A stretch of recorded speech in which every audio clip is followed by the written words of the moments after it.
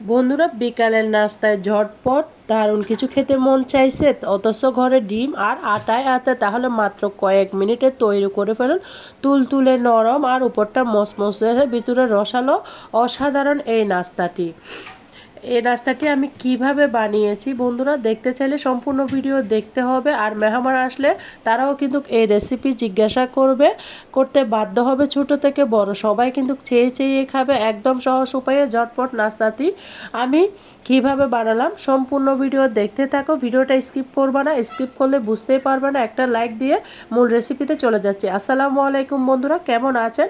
আশা করি যে যেখানে আছেন সবাই অনেক বেশি ভালো আছেন। আলহামদুলিল্লাহ আমিও ভালো আছি। দেখতে পারতেছো আমি এখানে দুটা ডিম ভেঙে নিচ্ছি একটি ম্যাক্সিম বলে। ডিমের কুসুম পড়েছিল সেটাকেও আমি উঠিয়ে নিচ্ছি। কুসুমটা আমি একটা আঙ্গুলের সাহায্যে উঠিয়ে নিলাম। কুসুম পড়লে কিন্তু খাওয়া যাবে না, অবশ্যই সাবধানে ডিমটাকে ভেঙে নিতে হবে। আমি দেখতে পারতেছো আর একটা ডিম সুন্দর করে ভেঙে নিচ্ছি। কতটা সুন্দর লাগতেছে ডিম দুটোটা। দেখো বন্ধুরা, ডিম দুটোটাকে এই পর্যায়ে আমি দিয়ে দিব চিনি। স্বাদ মতো চিনি দিয়েছি, যা বলতেছি 1.5 চামচ চিনি দিয়েছি আমি এখানে দুটা ডিমের জন্য। দিয়ে সুন্দর করে ভালো মতো ফেটিয়ে নিব।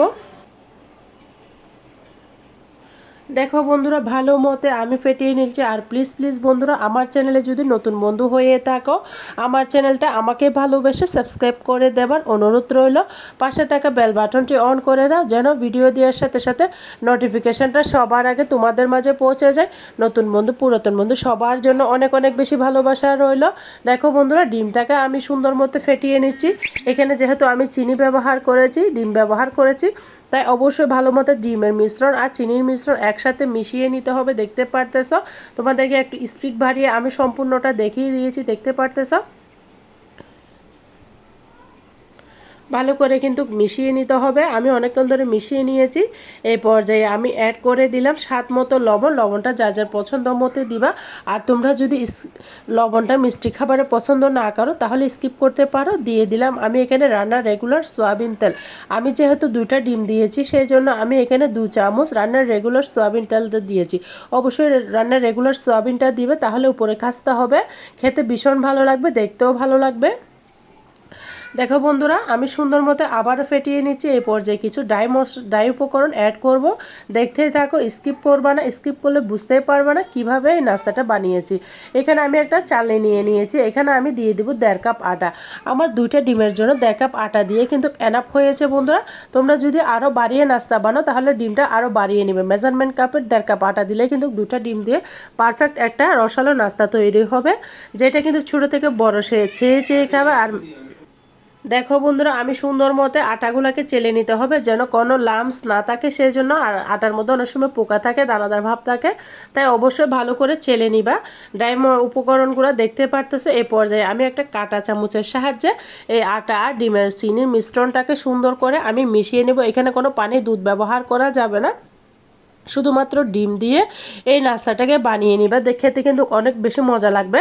আমি এখানে আরও কিছু উপকরণ অ্যাড করব, এগুলো মাখতেই থাকি বন্ধুরা, তোমরা আমার সাথে দেখতেই থাকো। আর বন্ধুরা, ভিডিও দেখতে দেখতে যারা এতটুকু এসে গিয়েছো, একটা লাইক দিতে ভুলে গিয়েছো, প্লিজ প্লিজ বন্ধুরা একটা লাইক দিয়ে আমার সাথে থাকার অনুরোধ রইল। এখানে আমি 1.5 কাপ আটার জন্য আমি আধা চামচ মতো বেকিং পাউডার দিয়ে দিয়েছি। ছোট চামচের আধা চামচ বেকিং পাউডারটা দিয়েছি। বেকিং পাউডারটা হচ্ছে সাবধানে দিতে হবে, অতিরিক্ত দিলে কিন্তু বেকিং পাউডারের গন্ধ লাগবে। দেখো বন্ধুরা, এটাকে আমার হাত দিয়ে মেখে নিতে হবে। এখানে আমার চামচ দিয়ে কিন্তু মাখা যাবে না, যতটুকু সম্ভব আমি মেখে নিয়েছি। এই পর্যায়ে অ্যাড করে দিলাম আমি 1 চামচ গুঁড়ো দুধ। গুঁড়ো দুধটা দিলে একটা ক্রিমি ক্রিমি ভাব আসবে, খেতে ভীষণ ভালো লাগবে। আমরা সবাই কিন্তু গুঁড়ো দুধের ফ্রেন্ড বলতে পারো। আমার তো দুধ চা খেতে ভালো লাগে, গুঁড়ো দুধ দিয়ে যে কোনো নাস্তা বানালে খেতে ভীষণ ভালো লাগে। তোমাদের হাতের কাছে থাকলে দিবা, না থাকলে কোনো সমস্যা নেই, স্কিপ করতে পারো।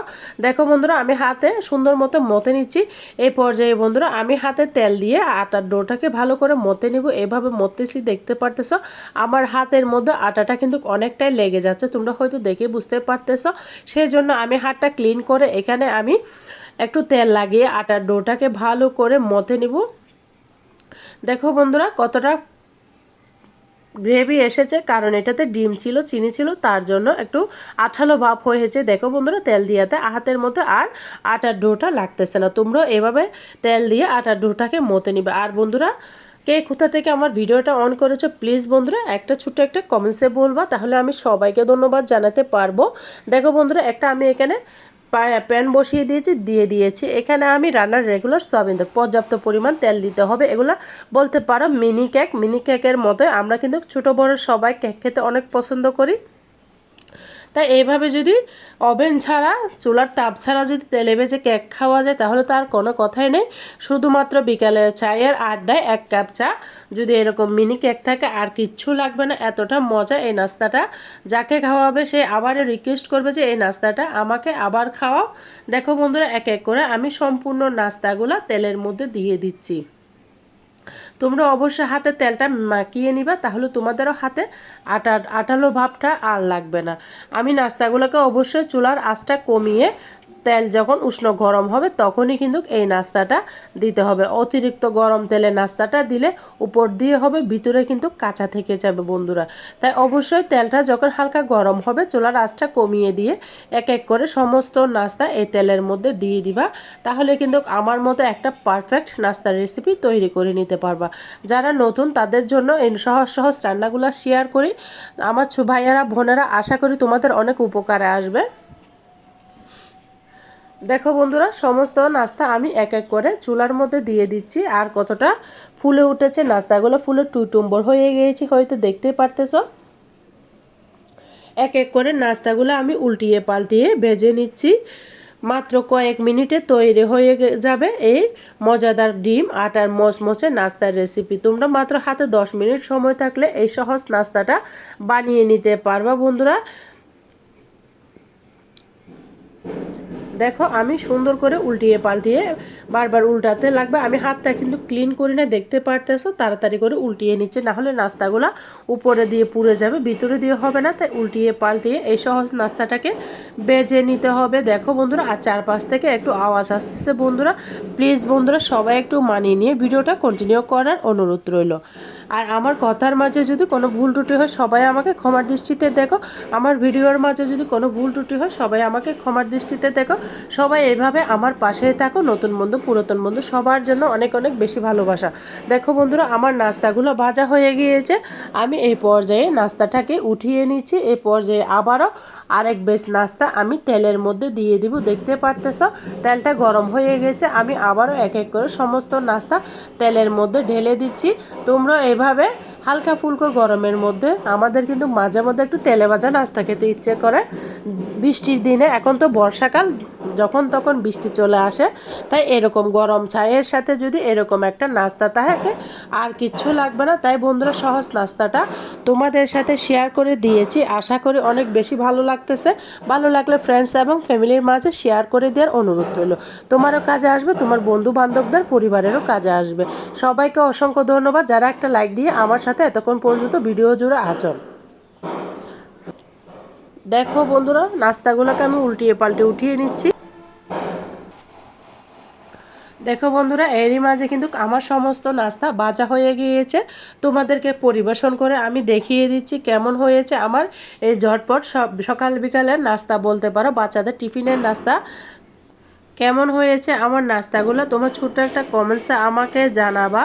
আর তোমরা যারা ধৈর্য ধরে আমার সাথে এতক্ষণ পর্যন্ত চলে এসেছো সবার জন্য অনেক অনেক বেশি ভালোবাসা। তোমাদের একটা কমেন্ট আমাকে নতুন একটা ভিডিও করার অনুপ্রেরণা দান করে। একটা লাইক আমার চ্যানেলটাকে আরও বড় করার সহযোগিতা করে। দেখো বন্ধুরা কতটা সুন্দর হয়েছে। নাস্তাগুলো ভেঙে তোমাদেরকে পরিবেশন করে দেখিয়ে দিচ্ছি কতটা লোভনীয় লাগতেছে এই নাস্তাগুলো, দেখতে পারতেছো।